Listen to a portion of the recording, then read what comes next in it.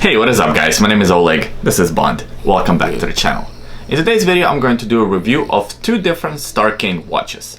One of them is an automatic with an in-house high beat movement, hacking and hand winding, plus a sapphire crystal and a fully stainless steel case, all for 50 bucks. And the other one is a more affordable $20 version, a quartz watch, and I'm not going to spend a lot of time on this one because it's a fairly basic, straightforward watch. Now, why am I making this video now, and why am I making another Starking watch review? I just reviewed a different Starking watch a couple of weeks ago. Well, because now Starking actually sells their watches on Amazon. That's right, so you don't have to buy from AliExpress anymore. I mean, you could if you wanted to, but you also have an option to buy from Amazon, which in my opinion is the preferred way to buy for a lot of people. So let's get into the review of these two Starking watches. All right, so here are the two Starking watches that I'm going to review today. For 90% of this review, I'm going to focus on this watch right here. That's the automatic version, and my guess is that's the watch that you guys are really interested in. I'll spend about 10% of the review on this watch here, the quartz version. It's 20 bucks, so it's more like a gift for somebody or something like that. And I'll go more into this watch by the end of this review. If you're interested, stick around. But let's start the review with this watch.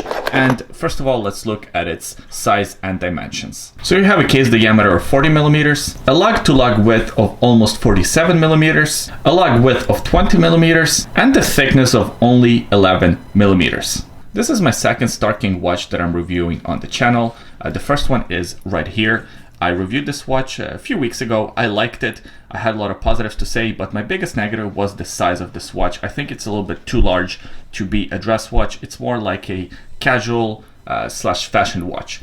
This one here, being only 11 millimeters thick and having that 40 millimeters diameter, I think could be a really nice dress watch. For 50 bucks, I don't mind it at all. And it also has the automatic movement. Actually, let's talk about the movement. So when I reviewed this Starking, I actually didn't know what kind of movement it had. I asked you guys in the comment section if anyone can help me.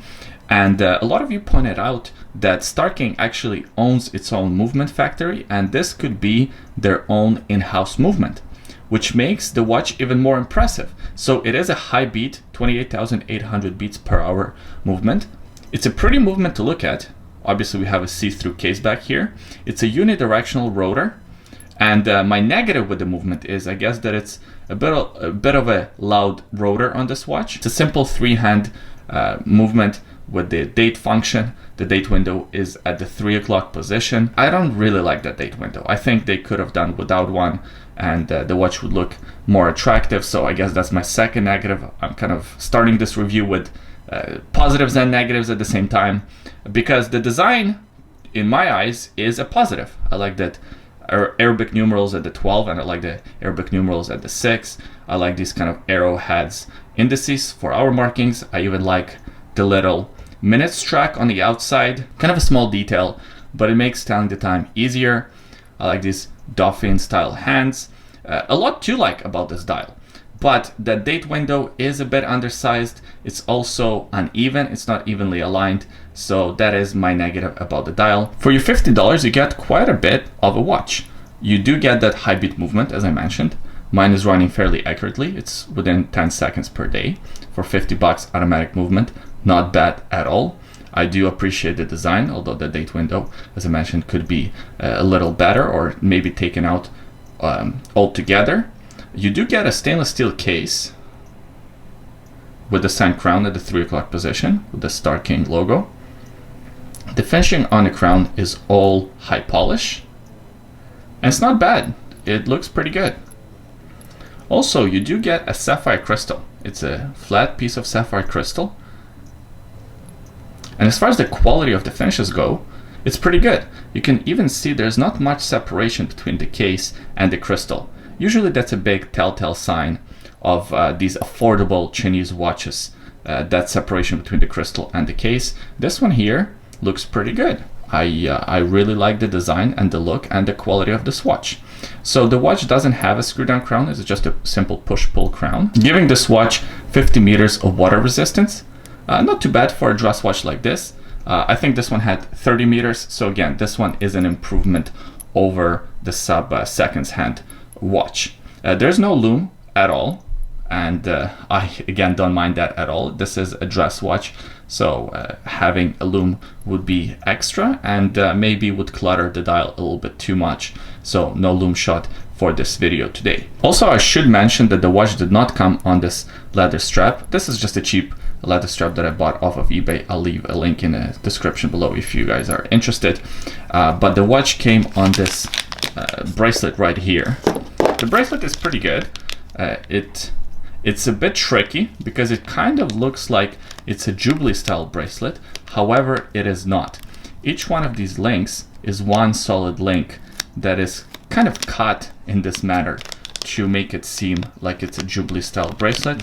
And of course it has the butterfly clasp at the end here, which makes it easy to wear, easy to adjust. The bracelet is alright. It's nothing special. To be honest, I don't really like it. It does have solid end links, which is a positive, but I think this watch should be worn on the leather strap like I have it now. And on the leather strap, I actually really enjoy wearing it. That's my preferred method of wearing this watch. And here's what the watch looks like on my 7¼ inch wrist. I think it looks great. It fits my wrist really well. I think that 40mm diameter on the watch works well for my size of a wrist. So yeah, I like it. It's comfortable. I enjoy wearing this one. So let's quickly talk about this watch here. That's the Quartz Star King. I'm not sure exactly what the reference number is. All right, it says here at the back. So it's what, TM0917. If I'm reading it correctly. Sorry, I'm reading it through the camera screen, so it's a little bit hard to tell, but I believe that's the reference number. Either way, I'll leave a link in the description below. And this one here is like a $20 quartz watch.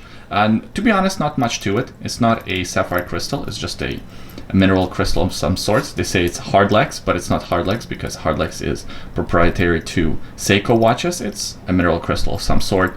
Not as tough as sapphire, but it will get the job done. Has the date window by 3 o'clock. Has kind of these design lines all around it. It says VR 30 meters, so 30 meters of water resistance. There is obviously no lume on this dial, and the dial is all printed with the Star King logo by 12 o'clock. Also have the sub-seconds hand by 6 o'clock position, I guess. I like the design. It's not a bad looking watch at all. And what I do like is the fact that the seconds hand actually lines up properly. So that's a big problem with a lot of quartz watches, is when it ticks, it doesn't tick exactly at a minute mark or at this 30 seconds mark or what have you. This one here actually ticks perfectly. So I think that's just a fluke. Maybe you shouldn't be expecting that in your watch, but I thought that was pretty cool. Another cool feature of this watch is actually drilled lugs. Look at that. So the automatic version does not have drilled lugs. This one here does. It should make changing this mesh strap very easy. And the mesh strap is alright. Nothing special to it. But it's not too bad. It doesn't pull on hairs or anything like that. Just have a stainless steel case back. So I'm actually not sure if the whole case is stainless steel. I don't think so. I think the case is maybe alloyed metal, and the case back is stainless steel only. So very simple watch. And here's what it looks like on my 7¼ inch wrist. It's also 40mm, so it fits well. It looks larger because it has pretty much no bezels, so it wears larger than 40mm. Keep that in mind. It is very thin. It's only I believe 9mm or 8.5mm thick, so it's a very thin, slim watch on the wrist. Alright guys, so that was the review for the two different Star King watches. Once again, I can't remember the reference numbers off the top of my head, but I'll leave them in the description below in case you want to check it out. The first one, the automatic, pretty good dress watch. 40mm, the right diameter, kind of a modern dress timepiece. If you don't want to spend too much money on a dress watch and just want to have one of them in your collection, put this one on a nice leather strap and you have a great dress watch for formal occasions. The second watch, the quartz piece, nothing too special about it, nothing too spectacular about it. It's more of a fun quartz watch. One negative I forgot to mention for the quartz timepiece in the main portion of this review is the fact that the movement is a bit loud. So you can hear those ticks. It's not outrageously loud, but it is loud enough for me to notice. So keep that in mind in case you are going with the quartz version. The movement is slightly loud. I appreciate you watching this video until the end. Please leave a comment in the comment section below below. Let me know which one out of the two do you prefer. By the way, today on my wrist I'm wearing a different Star King watch. That's the one with the sub-seconds hand. I really like this design. It's a bit large, but overall comfortable and a great watch for everyday wear. Also in the description there is a secret link. Check it out. I think you'll like this one. Thank you for watching this video review. I hope you enjoyed it, and I'll see you guys next time.